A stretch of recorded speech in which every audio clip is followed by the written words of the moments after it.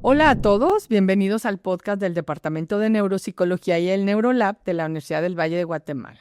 Soy la doctora García de la Cadena, directora de la Maestría en Neuropsicología Aplicada y el Neurolab, y ahora está con nosotros el doctor Luis Alberto Rivera Estrada. Este podcast lo hemos denominado Learning Machine y Neurociencia. Vamos a ver si te hace sentido. Pero bueno, está con nosotros el doctor Luis Alberto Rivera. Como les decía, él es docente de tiempo completo del Departamento de Ingeniería Mecatrónica, Electrónica y Biomédica de aquí de la Universidad del Valle. El doctor Rivera estudió Ingeniería Electrónica aquí en la universidad y cursó, sorprendentemente, doctor, me di cuenta que le gusta la matemática, ¿verdad? En la licenciatura en matemática, algunos cursos avanzados. Estudió una maestría en Ingeniería Eléctrica, una maestría en Ciencias en Ingeniería Eléctrica en la Universidad de Missouri, en Estados Unidos, y un doctorado en Ingeniería Eléctrica en Computación. Y desde el 2019, el doctor Rivera regresa a Guatemala y trabaja con nosotros aquí en la Universidad del Valle. Es investigador actualmente y docente de una cantidad de cursos, que estoy impresionada de todos los cursos que da. Así que muchas gracias por estar con nosotros hoy, y obviamente para el podcast y para la gente que nos escucha es muy importante entender algunas cosas que hace. Y me voy a saltar, aun cuando le haya dicho el Learning Machine. Cuénteme un poco por qué entró en este campo. ¿De dónde viene este interés, doctor Rivera? Muy bien, bueno, primero que nada, pues muchas gracias por la invitación. Es un gusto estar aquí compartiendo con ustedes, ¿no? Y con los que con nos la escuchen, gente que nos escucha, correctamente. sí. Pues bueno, fíjese que desde que yo estaba aquí estudiando mi pregrado, ¿no? En la Universidad del Valle, pues siempre me interesó mucho toda esta parte de la ciencia y la investigación, ¿no? Pues mi especialidad fue electrónica como tal, pero luego, como usted bien mencionó, también recibí algunos cursos de matemática y di muchos cursos también de física, pues cálculo y todos estos. Y luego pues salió la oportunidad de estudiar en el extranjero. Realmente yo tenía la noción de robótica como tal, así bien general. Eso tiene muchos aspectos ahí. Y realmente yo cuando llegué a Estados Unidos no tenía como que tan clara la idea, no era tan específico.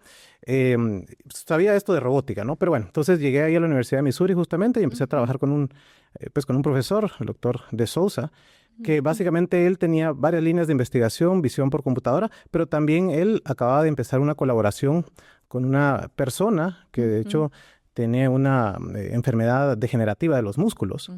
Y básicamente, pues con el contacto de él, ahí en el laboratorio se empezaba a trabajar en lo que denominamos ahí Assistive Technology, como tecnologías asistida exactamente, para asistencia y para ayuda exactamente de personas con pues algún problema, como él, ¿verdad? ¿Qué tenía él o distrofias? Distrofias musculares, exactamente. ¿Verdad? Entonces, básicamente a partir de ahí, yo empecé a hacer pues mi trabajo de investigación, aplicando pues procesamiento de señales, machine learning justamente, aprendizaje automático que le llamamos en español, pues para justamente analizar las señales, distintas señales bioeléctricas que se pueden capturar, a partir de las cuales se pueden pues desarrollar tecnologías, ¿no? Interfaces para justamente apoyar a las personas, ¿no? Entonces, a partir de eso, realmente pues todo mi estudio, mi investigación doctoral, tuvo que ver justamente con esto, ¿verdad? Aplicar técnicas de aprendizaje automático, machine learning, a señales que no necesariamente eran bioeléctricas, aunque la mayoría del trabajo fue justamente en eso, para pues justamente eso, ¿verdad? Encontrar patrones, desarrollar interfaces, controlar dispositivos, etcétera. Entonces, a partir de todo eso fue mi interés, ¿no? Donde salió y pues todo mi trabajo. Y regresando aquí a Guatemala, justamente empecé a trabajar, como bien mencionado usted, pues docencia, pero también investigación, y he trabajado mucho con estudiantes en sus trabajos de graduación. Y muchos de los proyectos, no es lo único que hago, tengo otras líneas de interés, pero muchos de los proyectos tienen que ver con justamente interfaces, llamamos interfaces biomédicas, ¿no? Interfaces robóticas y tecnologías justamente pues para apoyo en la medicina. Incluso antes de empezar la carrera de ingeniería biomédica acá en la del Valle, o que llegaran estudiantes, digamos, ya a hacer sus trabajos de graduación, yo ya estaba trabajando con estudiantes de electrónica, de mecatrónica, en lo que denominábamos línea biomédica, ¿no? Entonces, pues ahí mezclábamos de nuevo, era procesamiento de señales, machine learning y todo esto para, poco también de diseño robótico y todo, para desarrollar sus trabajos de graduación y pues a partir de ahí ha salido todo este trabajo de investigación. O sea que en el 2019, doctor, cuando empiezan a desarrollar cosas, cuando viene usted a la universidad, empieza a desarrollar esa línea de salud, esa línea médica para los ingenieros. Sí, efectivamente. Como justamente traía yo esa experiencia y pues varios estudiantes pues mostraron como que intereses. Fíjate que incluso antes de yo empezar ya se habían desarrollado trabajos de graduación con desarrollo electrónico con algunos dispositivos que de nuevo se podrían pues denominar como de asistencia médica. Porque de hecho con Carlos Esquit, que es nuestro director, él recientemente también había pues empezado una colaboración con este instituto, se llama Humana, del Centro de Epilepsia y Neurocirugía Funcional. Básicamente tenían, pues, digamos, varios proyectos, incluso antes de yo entrar, desarrollo de, por ejemplo, algunas tecnologías de bajo costo para algunos dispositivos que ellos usan, o también desarrollar herramientas de software, por ejemplo, para ayudar en los procesos, automatizar, digamos, procesos que ellos muchas veces hacen, digamos, a mano, ¿verdad? O que toman mucho tiempo, pues viendo pantallas, viendo un montón de mediciones, de señales, EEG particularmente. Entonces, pues varias de las ideas fue, bueno, podemos nosotros como automatizar estos procesos, acelerar, meter estos algoritmos de machine learning.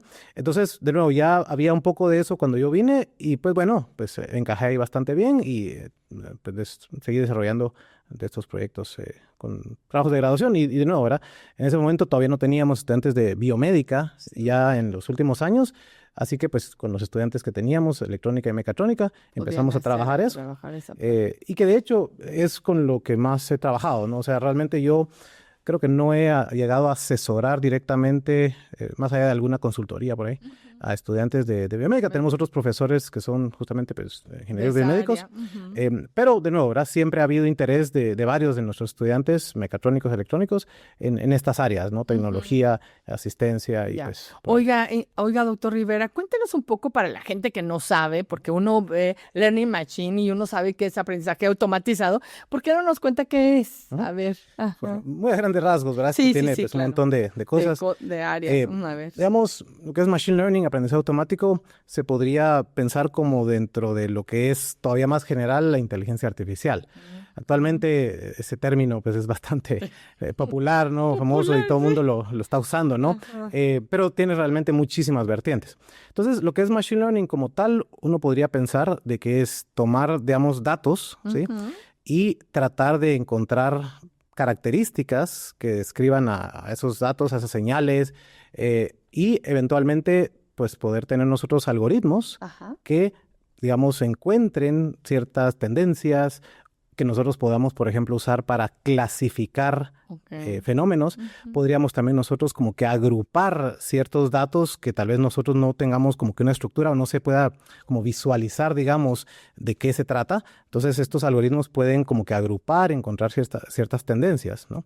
Entonces, digamos, dentro de lo que es Machine Learning, podríamos nosotros hablar hacia grandes rasgos de varias como que subramas, aprendizaje automático, que esencialmente tenemos nosotros datos con etiquetas, digamos, que podemos usar para entrenar clasificadores, digamos. Y luego vienen ciertos nuevos datos, ciertos patrones, y que el clasificador diga, esto pertenece a la clase 1, a la clase 2, por ejemplo, ¿no? Y que eso eventualmente se podría hacer, por ejemplo, para controlar dispositivos. Por ejemplo, algo súper sencillo que yo he usado, de hecho.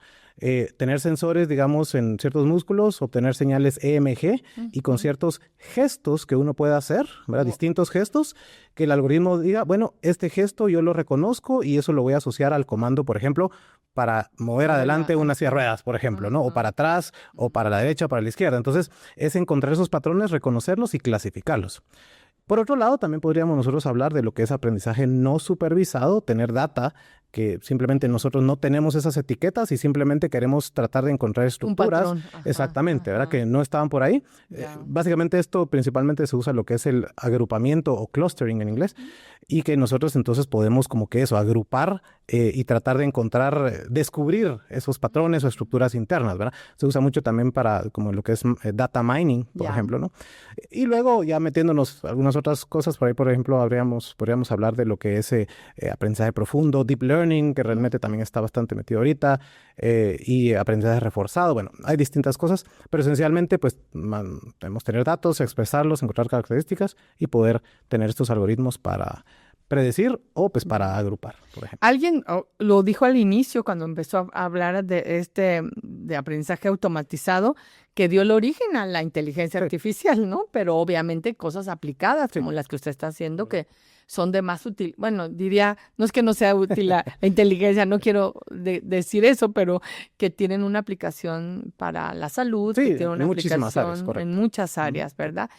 ¿Cuáles han sido los retos, ingeniero, de cómo convencer a los estudiantes, o es parte, a todos los estudiantes les gusta trabajar esas líneas, o en realidad convoca a los estudiantes, da una charla para explicarles qué es? ¿Cómo es como enseña esta parte? Claro, bueno, realmente de todos los años que yo he tenido, siempre hay un buen porcentaje de estudiantes, incluso como le decía, que no son de ingeniería biomédica, pero que tienen interés, ¿verdad? en estas áreas, en estas líneas.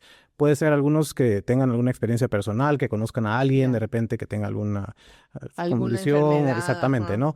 O simplemente pues que les gustó eso, leyeron.